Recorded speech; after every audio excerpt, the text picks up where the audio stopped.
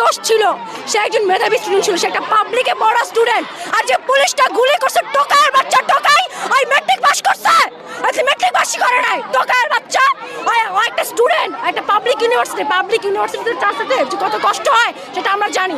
দিনে 22টা ঘন্টা পড়াশোনা করে আমরা চান্স পাই, 24 ঘন্টার মধ্যে 22 ঘন্টা পড়াশোনা করতে হয়। আর সেই ম্যাট্রিক পাস করা টোকায়ের বাচ্চা আমার ভাইয়ের বুকে গুলি করছে।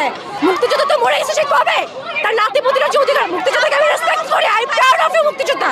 কিন্তু কথা হচ্ছে তাদের সন্তানরা অধিকার পাইছে ভালো, সুবিধা পাইছে ভালো, তাদের নাতিরা পাইতেছে। এখন তাদের নাতিদের বয়স হচ্ছে আমাদের মতো টক্কর দেওয়ার বয়স, ওরা কালকে ওদের সন্তান হবে, এভাবে তোরা বংশ বিস্তার করবে, তাহলে আমরা সাধারণ স্টুডেন্টরা কই যাব? আমার দাদারা তো মুক্তিযোদ্ধা করছে, বাইচা নাই, আমাদের তো মানে সার্টিফিকেট পায় নাই। আমার দাদা বলছে যে আমি মুক্তিযোদ্ধা করছি, আমি জানি আমি কি মুক্তিযুদ্ধ করছি, আমাকে লোক দেখানোর দরকার নাই।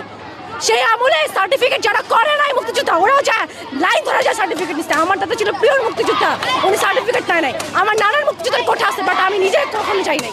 দেশ কারা স্বাধীন করছিল? আমাদের মতো ছাত্ররা স্বাধীন করছিল। আমাদের মতো ছাত্র যেরকম দেশ রক্ষা করতে পারে, আমরা মরতে পারবো, তারপর আমরা আমাদের অধিকার আদায় করে ছাড়বো। আমরা হচ্ছে স্টুডেন্ট, দেশের আগামীর ভবিষ্যৎ, কিন্তু আমাদের প্রাণের মানে কোনো নিশ্চয়তা নেই।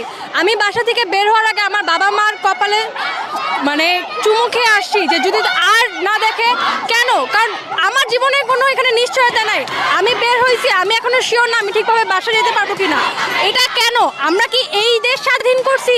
এটা তো আমাদের স্বাধীন দেশ হইতে পারে না। 52 সাল বলেন, 69 বলেন, 71 বলেন, আমাদের ভাইরা রক্ত দিছে, এখনো দিতেছে। তাই স্বাধীন দেশের মানুষ কেন রক্ত দিবে? এটা তো কোনো ডিসিশন হইতে পারে না। তাই বলতেছি কোটা আন্দোলনের সংস্কার চাই, কোটা সংস্কার চাই। আন্দোলনে যারা আছে তাদের সেফটি চাই। আজকে সকালবেলাও প্রাইভেট ইউনিভার্সিটির ছেলেমেয়েদেরকেও রাখে নাই, তাদের সবাইকে মারছে। ঢাকা ভার্সিটির কোনো খবর আমরা এখনো জানতেছি না। কেন? এটা কেমন দেশ? এই পতাকার তো একটা মূল্য আছে, মূল্য তো আমরা পাচ্ছি না। তাহলে ছেলে মেয়ে কেন যাবে না দেশ থেকে বের হয়ে যাইতে?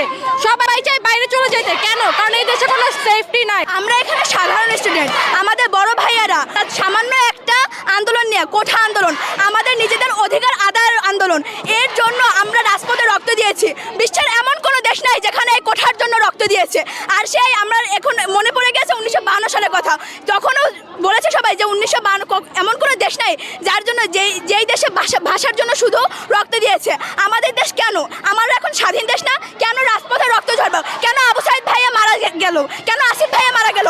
বিচার চাই। মাননীয় প্রধানমন্ত্রী সহ যারা যারা এই আমাদের বিপক্ষে কথা বলতেছেন বা আমাদের আন্দোলনকে সমর্থন করছেন না, তাদের কাছে আমার শুধু একটা ছোট্ট একটা কোশ্চেন, যদি বঙ্গবন্ধু শেখ মুজিবুর রহমান, আমরা সবাই তার আদর্শে বড় হচ্ছি, তার চেতনায় বড় হচ্ছি, আপনাদের কাছে একটা কোশ্চেন, যদি বঙ্গবন্ধু এইক্ষণ থাকতো তাহলে কি তারা আমাদের পাশে থাকতো নাকি আপনাদের মতো ব্যবহার করতো? আমার শুধু এই একটা কোশ্চেন, দয়া করে এই একটা কোশ্চেনের উত্তর দিবেন জনসম্মুখে এসে। এখনকার অবস্থা এরকম যে যারা মেধাবী তারা সকলে দেশের বাইরে গিয়ে বাইরের দেশে ডেভেলপমেন্ট করতেছে।